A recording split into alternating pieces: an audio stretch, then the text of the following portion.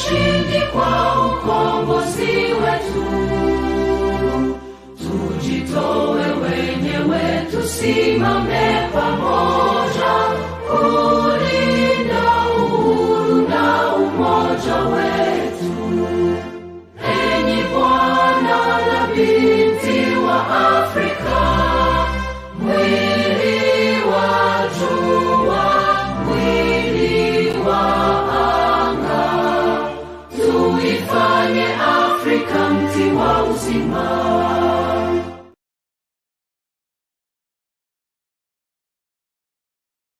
Welcome once again to Humanist TV Africa. Humanist TV Africa, your one and only online TV channel. Wherever you are, whoever you are, and whichever place you want to be, always remember that Humanist TV Africa, we got you. Today, we are discussing about marriages, and it is said marriages are under fire. Marriages under fire.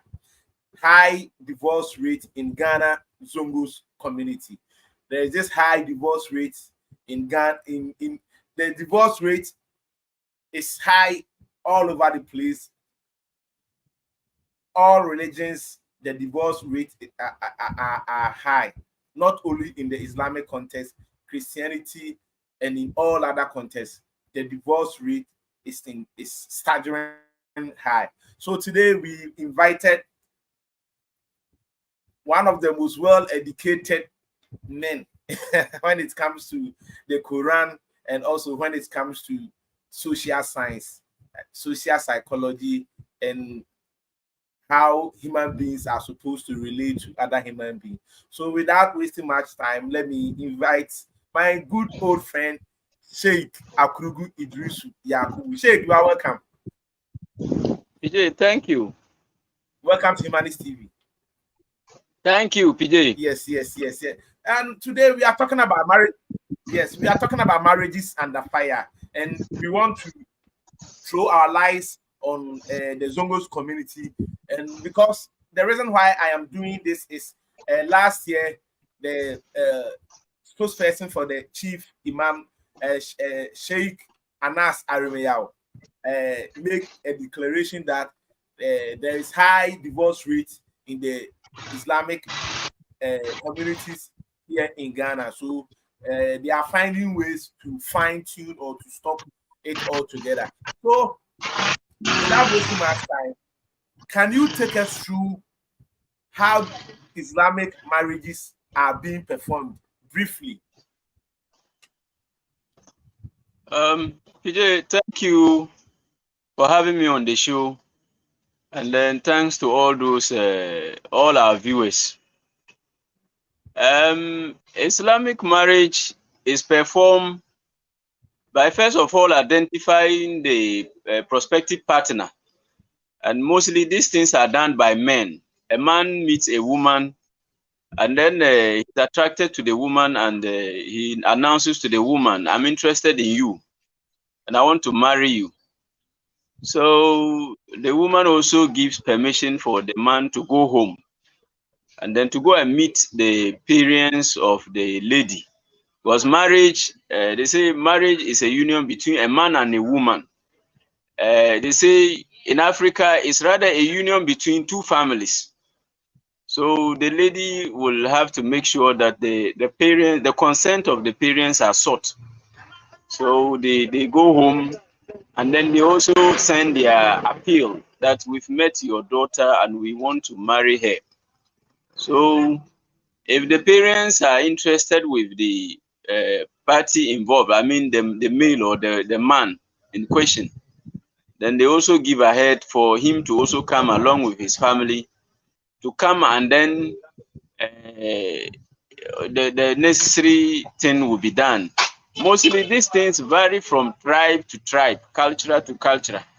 For instance, though we are Muslims, but when it comes to marriage, the various tribes have their own way of doing their things. The Frafra have their way of seeking for a woman's hands in marriage.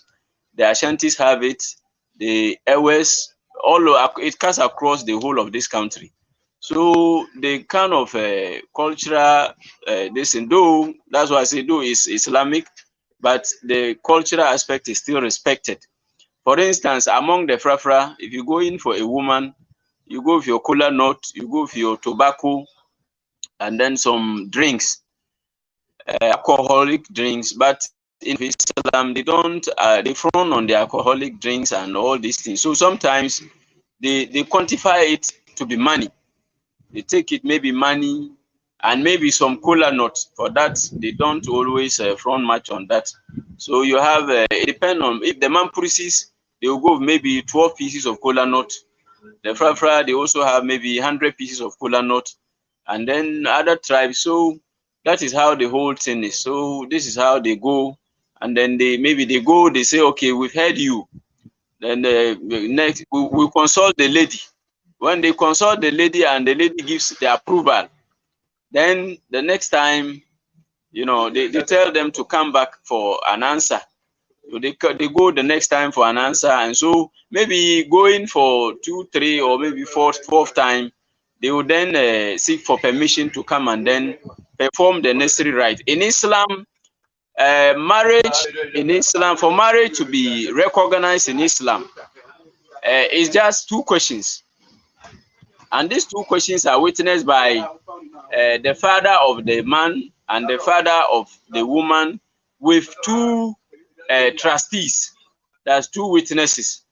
So the what do you call, the priest who is presiding over the marriage will ask, so and so man, have you given your daughter out hands in marriage to so and so man? Then they'll say, yes, I have given. And then they ask the man's family or the man's father, the daughter has been given to you. Have you also accepted the daughter's hands in marriage? He say, yes, we have accepted. And so once that is done, then the witnesses come in. Okay, so the man's witness, the lady's side witness 2 are produced. The man's side 2 witnesses are produced. And so when those witnesses are produced, the priest, what do you call, recite prayers. And so the curtains are drawn on that marriage ceremony, and it becomes valid and is recognized as an Islamic marriage. Thank you very much, Sheikh. Thank you very much for that brief explanation. And Sheikh, so there is this element of cultural identity in, you know, Islamic is more or less an Arabic culture, but the Africans who have been Islamized here in performing marriages also have the element of their local culture in it, as you rightly said. Yes. Provided the said culture is not frowned upon by Islam. When we say culture is the way people live. So the food people eat, the clothes people wear, the way people think, how people do their things, that is how culture is. Islam though came from the Arabs, but then it came to meet us here also having our own way of life. For instance, the Arabs have the food they eat. We cannot eat the Arab food because we have accepted the Arab's religion. We have our tuzafi, we have our all those kind of food that we eat. So that is how culture is. So that is, Islam doesn't frown on the cultural aspect of people, provided it doesn't go against the teachings. For instance, alcohol, animals that are prohibited like dog, for a pig, and other animals, if they are not involved in the act, it is not prohibited. For instance, a goat, a cow. I am a frafra. If I marry a woman, if I marry a frafra woman, I'll pay 4 cows. So Islam doesn't prohibit that. But assuming I'm asked to bring 2 dogs or 3 dogs or 4 dogs, Islam doesn't allow that. So provided the cultural element doesn't go against the teaching of Islam, Islam endorses it. Okay, thank you very much. Now let's come to the main bone of contention here. Last year, around April thereabout, the Registrar General Department made a declaration that almost 80% of Islamic marriages are not valid. I hope you are well abreast with this major news that happened last year. So, Mr. Oladele Kweku Aribike, he is the head of marriages at the Registrar General Department, and their core mandate is their core mission is to ensure the efficient and effective administration of entities inter alia, the registration of marriages to the Ghanaian citizenry, irrespective of religion or social status. So why is it that because the Christian with the Christianity, most of them are registered at the Registrar General's Department. Why is it that when it comes to the Islamic marriages, it is not being registered at the registry? Most of them are not registered at the registry. Yes, most Christian marriages are called white weddings. Most Christian marriages are called white weddings, and these weddings are characterized by signing of documents and then registering it at the registrar of marriages and between a man and a woman. Now, in the case of Islam, our marriage are not done according to the white way. As I explained earlier, we just create our own world, and then marriages are contracted. When that happens, people don't bother or they don't care to go and register those marriages. All they care is that they are married. So for those who implement or who make the law, it is up to them to create an implementative instrument, which we call a decree, so that with that decree, they will now have to come out to say that, look, every Muslim or every Ghanaian who constructs a marriage or who marries must go and then register their marriage. If you don't, we will issue force. We can prosecute you and then take you to the law court that you have a marriage which is not registered. If they think that prosecuting them is something that is more, maybe they can bring certain things. Okay, if you want to go to the hospital and you're married, you are not you are a married person, for instance, in the hospital, you go and they say, are you married? You say yes. And then your marriage, where is the marriage certificate? If the marriage certificate is not there, maybe we wouldn't do this. Or you go to any institution, like now we have a Ghana card issue.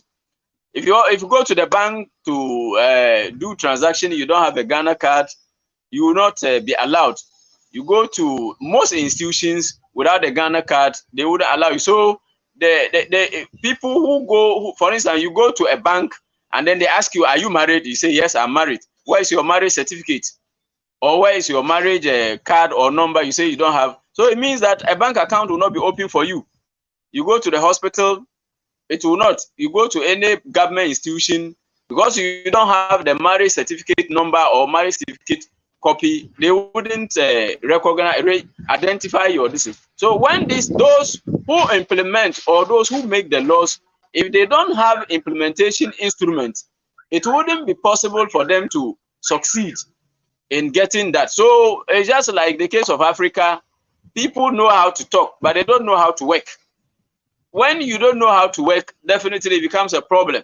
So they must create a decree. They must make it a way that people who are married in Ghana will be, coerced into that fold of getting their marriage registered.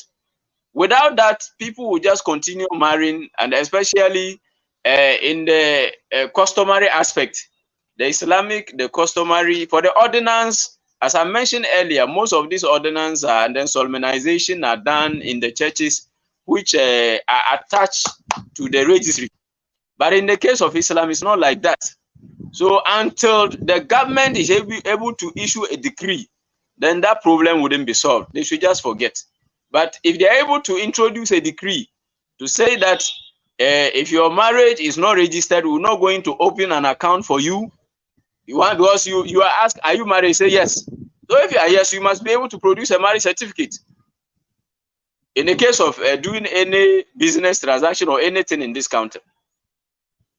Okay, thank you very much. But to what you are saying, there is this Muslim marriages and divorce bill, which is I think what in the pipeline, our usual rhetoric, it is in the pipeline, Muslim marriage and divorce bill, and it was initiated by the MP for Aswansi and the chief imam and all the and all the major stakeholders. So I think the issue you are talking about, I think they are ready to address that issue. Now let's go back to the why 80%, and you explained to me about not people not so is it,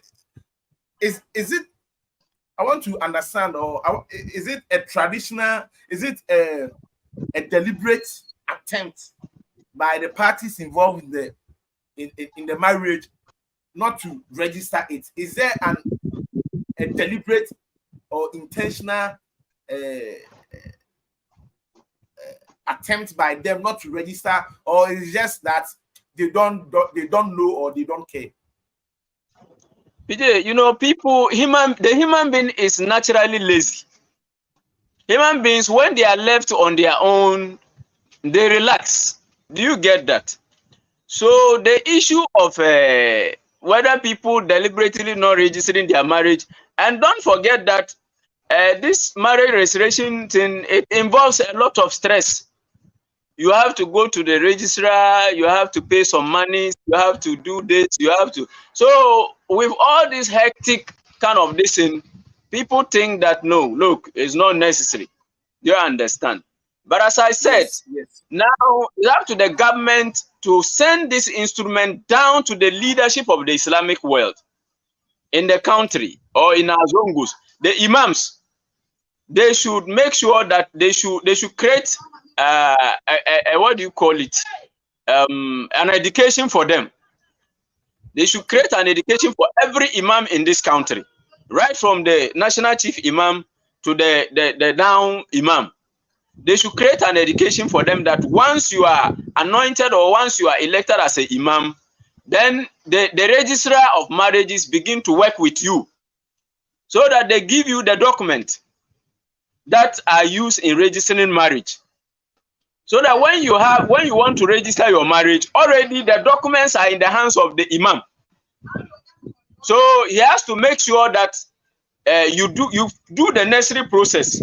You have to come and after the marriage, you have to even sign before the marriage is consummated. Without signing, they wouldn't consummate the marriage for you. Do you understand? So these things must be sent down to the people. But if you want them to get up and go to KMA or AMA or any district office and register their marriage, they wouldn't mind you.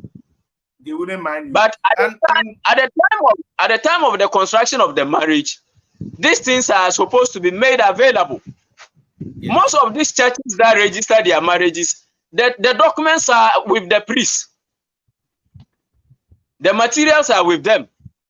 So they will go to KMA and bring them, or the KMA will send it to them, and then any marriage that is what do you call it, constructed will be registered immediately after the ceremony. Yes. After the consummation. Yes. So that there wouldn't be any problem of going to KMA to register and a whole lot of things. But if the government doesn't have any consultation or any relationship with the Islamic leadership and then giving them the materials to do that, it means that there wouldn't be success. Do you understand? Yes. Yes. So the government, I think they have to take this thing, that the advice I'm giving it to them. They have to take it, and I know they might know it. They have to take it and then make sure that they send the registration materials and their fees. Once an individual is ready to marry, because for you to marry, it involves cost. The food you prepare, the dresses, everything. So, for instance, a marriage certificate that costs, let's say, 100 cedi shouldn't be anything beyond your capability. Yes, yes. They recently increased I think the Imams Associating recently increased the bride price from, I think, 200 cedis to 600 thereabout. I hope you are aware about that. And some of them young women. But that it can't. The issue of bride price cannot be fixed. We call it the what you call mahar. In Arabic, it's called mahar, and then in our local Hausa language, we call it asadaki. This sadaki, it cannot be fixed. It can't be fixed because it varies from individual to individual. Among the Arabs, when they are marrying, yes, among the Arabs, the sadaki becomes the whole amount of money that is involved in the marriage. So if an Arabic man is marrying, they have, let's say, okay, I'm giving my wife 10,000 Ghana, or let's say $5,000, $10,000 as their mahar. In the case of Africa, it's not like that. In the case of Africa, because the Arab will take the money and then they will spend the money in buying clothes, buying food, buying everything for the whole marriage to be completed. But in the case of Africa, we don't do that. We have our food, we have our clothing. In Hausa, we call it lefe. They have all these things. So with these things available, the what you call the bride price, that the so-called bride price, because that's what I'm saying, bride, it varies. You cannot have a permanent bride price for every. That's why I said earlier, Islamic marriages in Africa or Ghana are characterized by what do you call it, culture. Me, in my culture, I pay 4 cows. So paying 4 cows, I can't pay, let's say, 10,000 Ghana, because I have a certain 4 cows to pay after marriage. So I cannot pay 10,000 Ghana. So if I am paying a dowry, maybe a certain 100 cedi, 200 cedi is okay. But maybe someone who wouldn't pay that, who wouldn't pay 4 cows, because a cow now, the least cow in Ghana now is around 2,000 thereabout. The smallest cow. So if you are paying about 4, you are paying about 8,000 Ghana. So if I have a certain extra 8,000 to pay, then it means that I cannot pay a certain 5,000 that an Hausa man or a tribe which is not involved in using cows in paying for their dowry. So I don't agree with them in fixing a dowry price. Like, no, I don't, because it varies from individual to individual. Thank you very much on that. And let's come to the main bone of contention here. Why is Islamic marriages in our Zongos breaking down nowadays? Because it wasn't like that, but nowadays it is breaking down. Is it because of polygamy issues? Is it because of the burger marriages in our Zongos? Is it because of secularization or human rights? Or is it because of the internet and its social media intricacies or formal education? Tell me, Mr. Idrisu, what is wrong with the modern marriages in our Zongos now that are tearing them apart? Yeah, PJ, all these factors you have mentioned cannot be left out. They cannot be left out because they play one role or the other in it. And then we look at the economic aspect of human life, sustainability. Then we look at the cultural understanding of men, the cultural mentality of men in marriage, the cultural mentality of women in marriage. Then we look at the religious teachings. Most religious teachings collapse these marriages too. So when you look at the economic aspect, a man goes for a woman. So if you bring that woman, you should be economically strong to be able to sustain your wife. If at the break of a day you cannot provide food for your wife, you can't provide shelter for your wife, you can't provide what do you call it, chlorines. Many things are there that if you cannot provide for them, definitely it begins to create a problem, because nobody will be comfortable living with an empty stomach, or nobody will be comfortable living with a a shelter, a tattered shelter, or even a non-availability of shelter. And nobody will feel comfortable not living, having chlorine to cover themselves. So all these things are factors that when there is problem with them, it affects the marriages, and it can finally cause the marriage to be broken down. And then another issue is the understanding of men in marriage. The idea that I am the man of the house, and so I'm the boss. I'm the boss, and so everything I say must be obeyed. That kind of understanding, as you said earlier, coupling with education. Well, most women are nowadays. Most women are highly educated. Most women have big time businesses they are into, and then a whole lot of things. So the moment you begin to try to bring in the idea of supremacy without wisdom, because you want to control the woman like a nobody. You try to control the woman like she's nobody to you. Definitely, they wouldn't feel at ease in your hands. And when these things happens, they can create problem for the marriage. So, and most people must have the knowledge of how to live with other people. The fact that you are living together with a woman doesn't make her your slave. The fact that you are living with a woman as your wife, it doesn't make her your servant. The fact that you are living with a woman doesn't make her your what do you call it? Somebody, a nobody. They are human beings like you. They need to be treated, fairly. So when all these things are not taken care of, definitely they bring problems in marriages, and it's happening in our communities. A woman is coming from home to marriage, and she's told that, look, if you go, don't lose for that man, who, because men are wicked, men are this, men are that. So she comes with that mentality.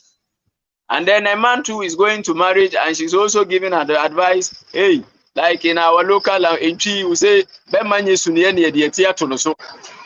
so, with all these things in people's mind, definitely it brings a whole lot of problem.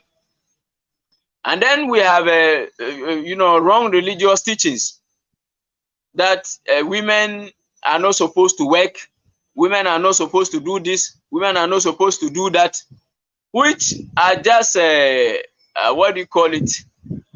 An ideas. They are just opinions of some scholars.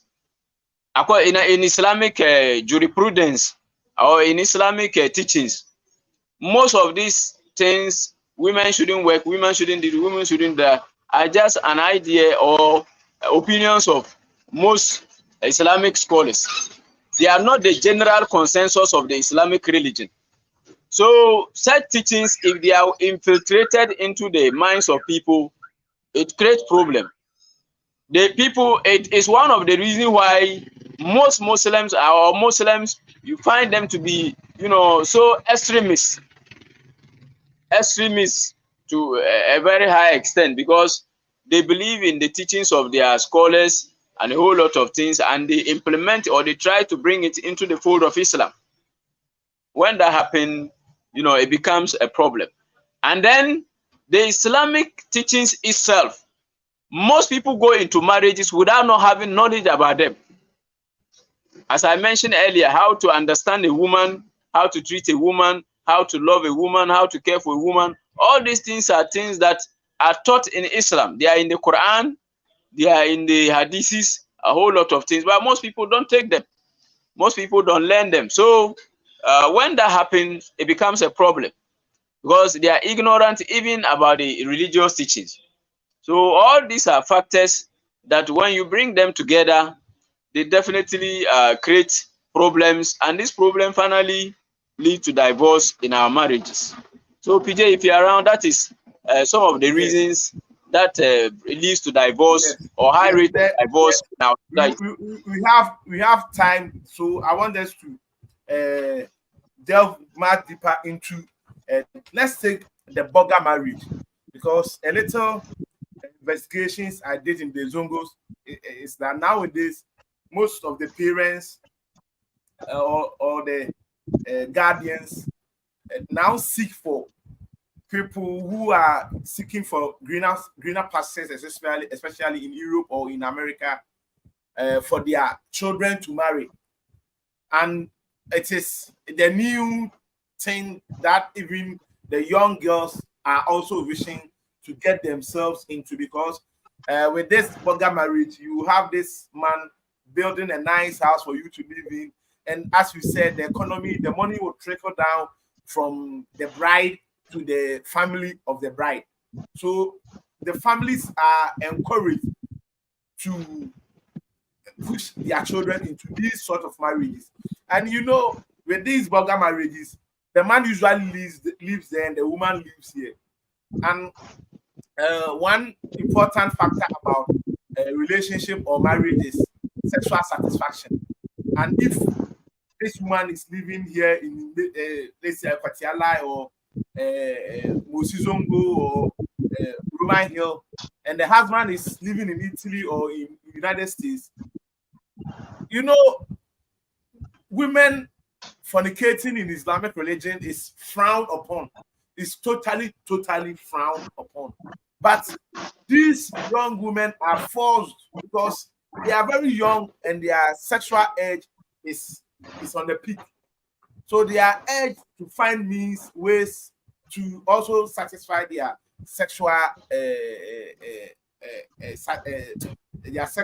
sexual distance satisfaction. So what do you think about this burger marriage? And because I learned most of the girls in these burger marriages, after getting themselves into this marriage, are no longer happy. Although they are getting the money and everything, but most of them are cheating and they are not happy at all. So what will you say about this arranged marriage? Because sometimes even the man will tell the parents, I'm looking for a wife. And the parents will go into the community and look for a calm girl or a well-behaved girl for the son who is in abroad to get married. So it is usually even arranged. It's not as if I love this girl and she loves me and we want to, and no, it is sometimes even they've not even seen themselves. Oh, they will only talk on social media, see their pictures and the rest. So what do you think about it? Is it right in a Muslim context, or should parents change from these burger marriages and move on to the natural marriages that we know? Yeah, PJ, when I started talking about the leading causes of divorces in most of our Zongos and Islamic marriages, I mentioned of the economic aspect, Yeah. and that it has to do with money. You know, most due to poor governance in Africa and other parts of the world, most people are poor. They are poor, and you know, in life, we all need to be helped. So when people realize that this is an avenue where I can be helped, definitely they move towards there, irrespective of the risk that is involved. So once someone is able to travel abroad, they make dollars, they make pounds, they make euros, and they melt this money into the local currencies, and the money expands. Definitely, anybody who is poverty stripped will definitely fall for them. When people who need money and they think they don't have it, they will definitely fall. So everybody want to align themselves with the rich people so that, you know, their life will be made comfortable. They will have good place to sleep, have good food, or even they might even be taken abroad, and then they can also live there and feel the comfortable life there. Since Africans, we are fools, we cannot develop our own continent. Definitely, the whites have been able to, you know, wisely develop theirs. So we are all interested in going there.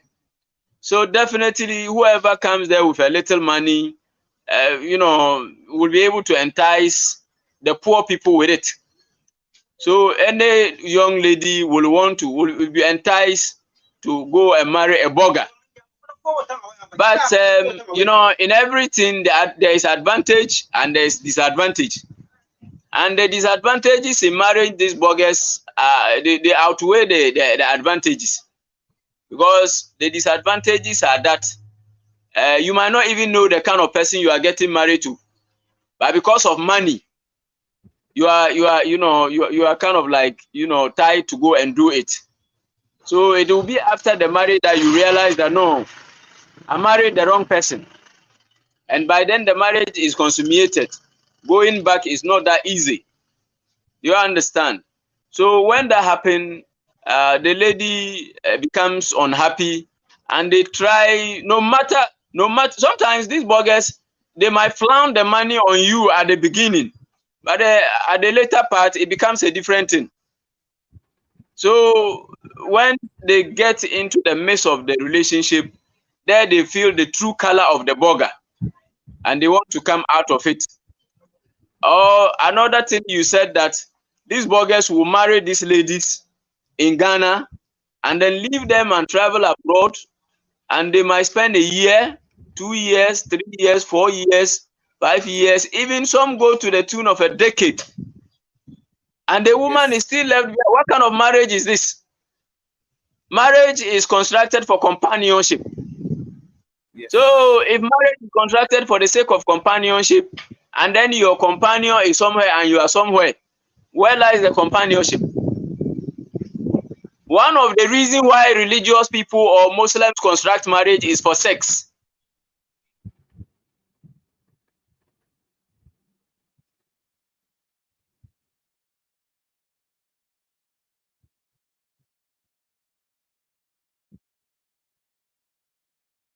Hello, Sheikh.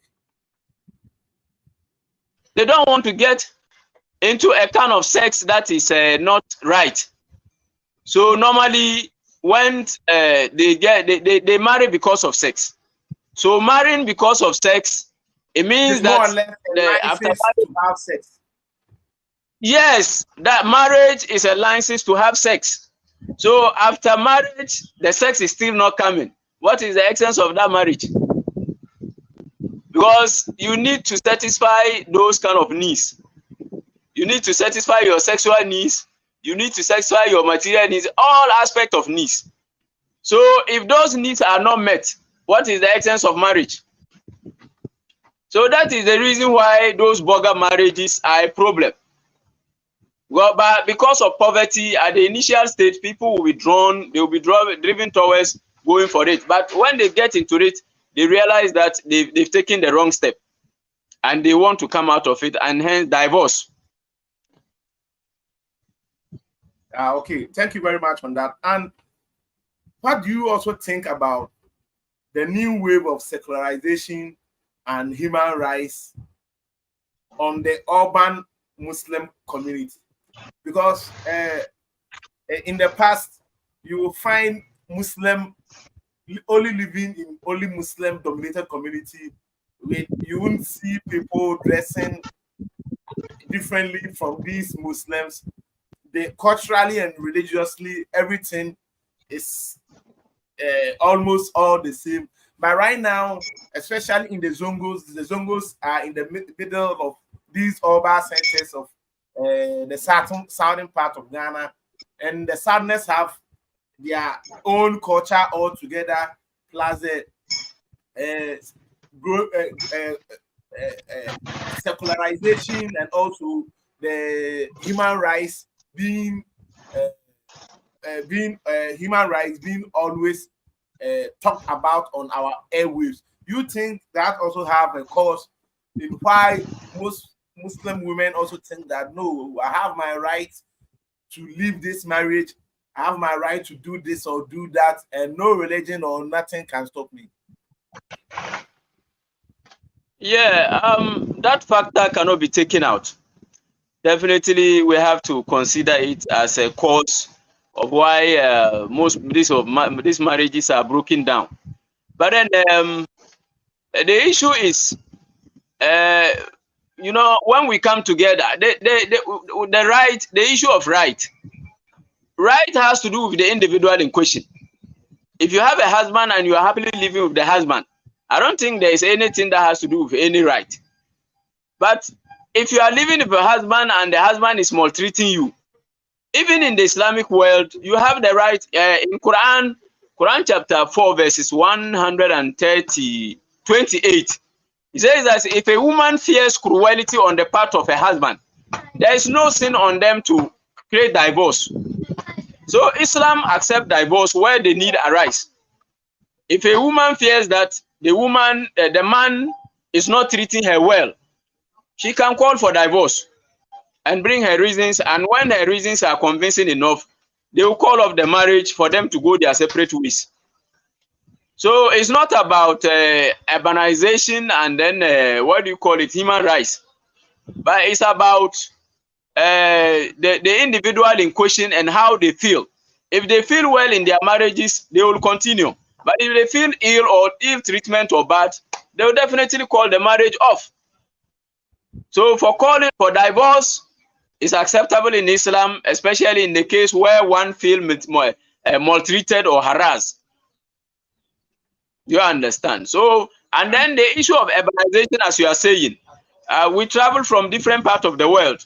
For instance, I travel all the way from Bolga, I'm in Accra, and then someone travel all the way from Volta region, they are in Accra.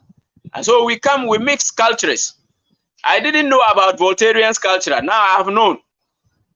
If my Islam is not strong, maybe I might be, driven towards that. And finally, I might go their way. For instance, we are polygamous. Most Northerners are polygamous in nature. But most Southerners are also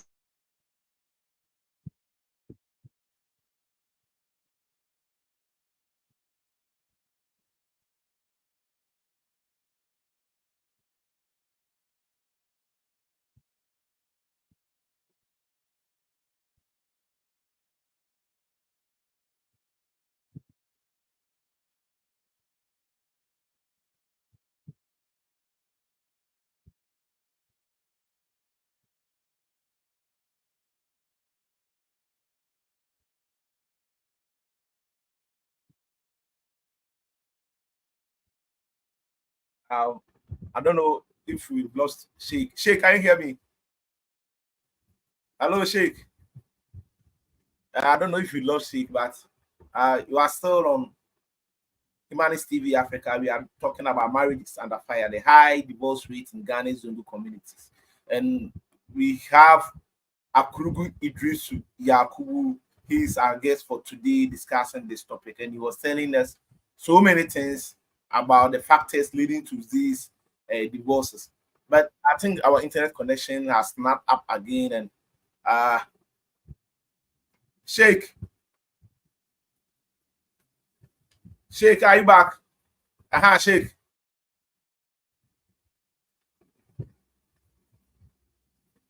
DJ. Yeah, Sheikh. I say, I'm sorry you lost me. Yes. I know. So as I was saying, when people come from different backgrounds and then they look inferior upon themselves. In the case of Islam, if their Islamic knowledge is limited, is down, yes, they will be attracted to other people's ways of life. So if I have a northern wife who is coming from a polygamous home, then she comes here and then she meets a Voltarian, she meets an Akan who is coming from a monogamous home. Then they meet. They say, "Oh, why me? I will never allow my husband to take a second wife.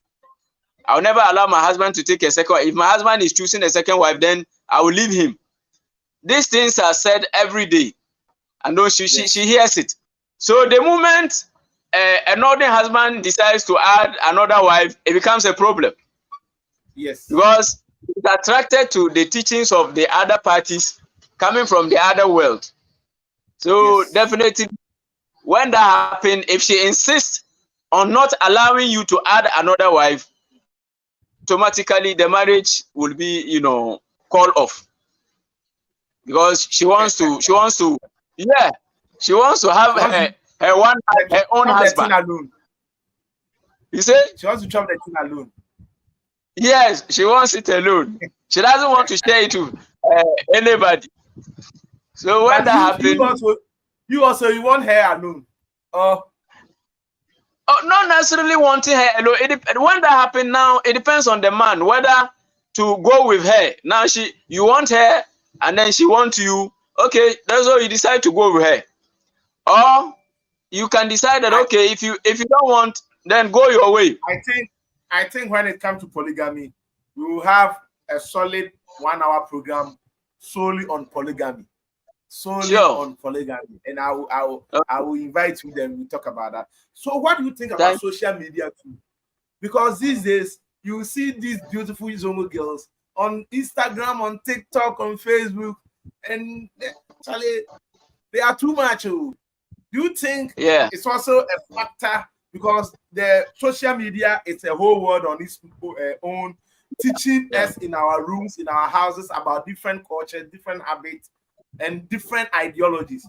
So do you think social media and even the traditional media, TV, telenovela, and the new age kind of programming have a toll on this high divorce rate in our Muslim communities? Yeah, we are looking at it this way too, that this social media is like a telephone. If I have a mobile phone, I want to communicate in P. The other party hears me. I can communicate with it in English. I can communicate with it in French. You do understand? It's like that. It doesn't put a barrier that once I am a mobile phone, if you don't speak English, the other party wouldn't hear. No, whichever language you speak. So it has to do with the individual too. If the individual is well learned in Islam, they use it to propagate Islam. But if the Muslim, that said Muslim, is not learned in Islam, they will be influenced, as I mentioned earlier. People coming from different worlds and then being influenced by the other because of their lack of knowledge in their own world. Do you get that? Well, you don't have knowledge about your own life. So definitely the other people will influence you. So you go on social media and people coming from Christianity, people coming from other religions, they do their own things. And then because you have limited knowledge in Islam, you are also attracted to do that. So you also put on the camera in front of you and you begin to talk. Blah, blah, blah, blah, blah, blah, blah, blah, blah. It means that your knowledge in Islam is not enough. Anybody who has much Islamic knowledge, when they come on the social media, they propagate Islam. They talk about Islam. They do things that will make Islam progress. But if you're a Muslim, you come on social media and you think that you want to counteract Islam, especially when you don't have knowledge about the religion, I think that it's a problem for the religion to try to get these people and then give them more education about the religion, so that when they come out. Because formally, history, where the religion is even coming from, they were, I think, living in a communal environment. They were socially accountable to each other. All what they knew was what was happening around them. But we have human beings just like them, but living in a different era with this computer screens where you can, within trickle of an eye, if you want to see the nakedness of a woman, you can get to see it freely. Sure. In the olden days, it wasn't like that. So do you think the internet have penetrated the religion so much in a way that it cannot be repaired? Because they say that there is a saying that the idle man is the devil workshop. PJ, you have principles that you live by, and you hold high to those principles. No matter the level of influence, nobody can influence you from those principles you believe. Yes. So if you're a Muslim, you must believe in the Islamic principles. If you don't have knowledge about the Islamic principle, definitely you'll be taken off. Other people will bring their distance and you buy them. So at the end of the day, you lose your Islamic grounds. So you either choose to leave that Islamic grounds and go to heaven and face hell, or you try to hold on to the Islamic principles and then you go to heaven and you go to paradise. So that is the kind of advice that will be there for any Muslim or any human being. We all have values. So we hold on to those values. Whoever lives their values, you see, so once you lose your values, it means that other people are going to add you to their own. So this social media, in as much as it has a higher impact, our values are still, maintained. They are still intact, and we try to safeguard and protect, and prevent other people from infiltrating them to cause us havoc. Okay.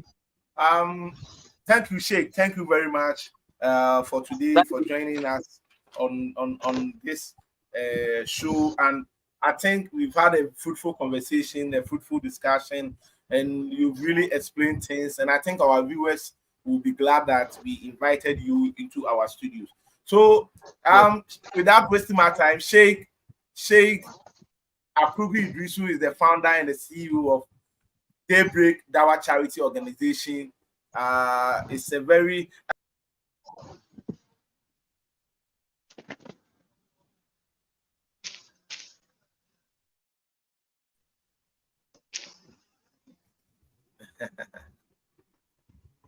yeah, we've lost Sheikh, and thank you, Sheikh. Well, thank you very much, Sheikh. We love Sheikh, and this is where we'll bring to this program. I want you to subscribe to our channel on Humanist TV, on Facebook, on YouTube, on TikTok, on X, and you can also contact us on info@humanisttvafrica.com. Our WhatsApp is on the screen, +2547473566767, and you can also check us out on our website, www.humanisttvafrica.com. Please do like, do comment, do share our programs. Do like, do share, do comment. And we have the gang show tonight. Join us. Don't go anywhere. This is Humanist TV Africa. The name is Kwame Apede Danka, and I will see you another time. Thank you very much.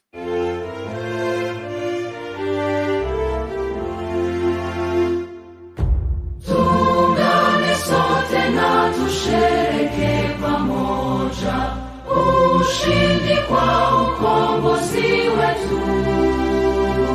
Tujitoe wenyewe, tusimame pamoja kulinda uhuru na umoja wetu.